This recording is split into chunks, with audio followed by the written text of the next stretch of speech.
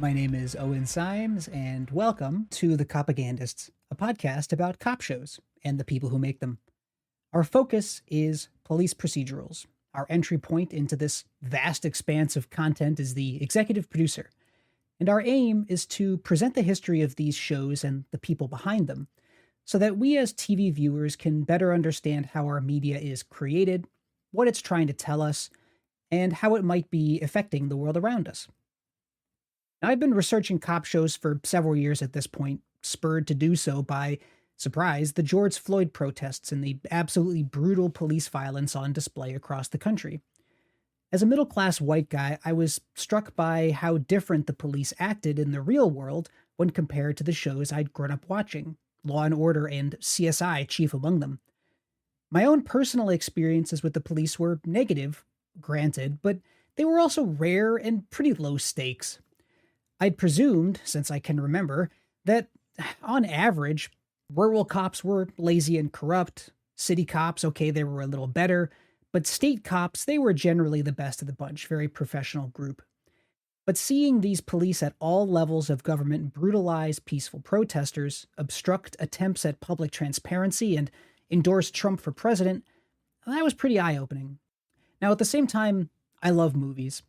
It's going to sound like I'm putting on airs, but ever since seeing Citizen Kane a decade ago, I've been fascinated with how this stuff gets made.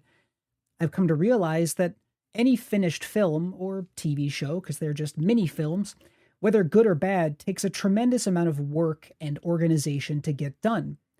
If it turns out to be good, that's a little miracle in and of itself. If it turns out great, well, the Catholic Church should be handing out sainthoods for that shit.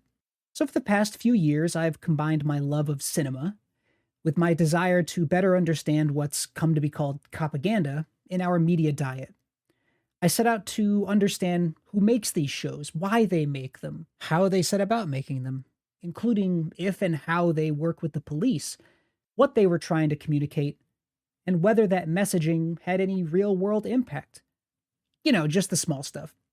Since then, I've watched dozens of movies, hundreds of TV episodes, read books and journal articles, and interviews, and newspaper critics and industry trades, listened to DVD audio commentaries and watched bonus features, tracked down old TV guides on eBay, and scoured the internet looking for archives trying to answer these questions. The result has been, let's say, thorough.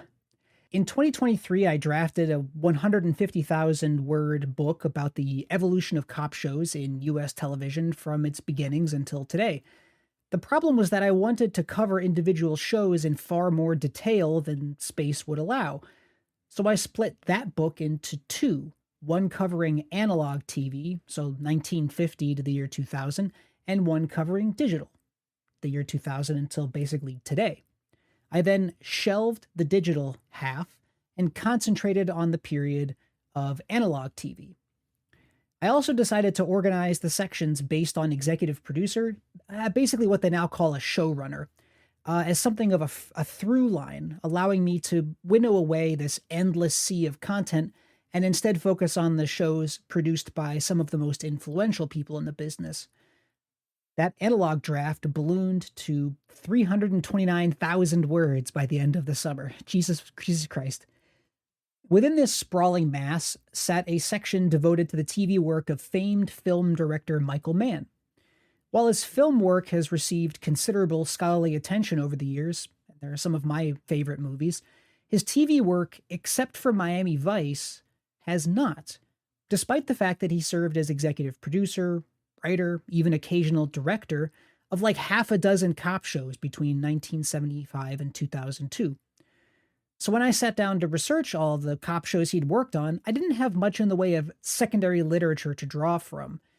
No one had sat down to narrate even the basic production histories of these shows in any great detail. So by the end of this summer, I ended up with a quote-unquote chapter on Michael Mann that ran to 70,000 words. I'd set out to craft an overarching narrative of cop shows in general, shifted to cop shows from before the year 2000, and kind of without meaning to, found myself with a book-length account of just Michael Mann's stuff. Oops.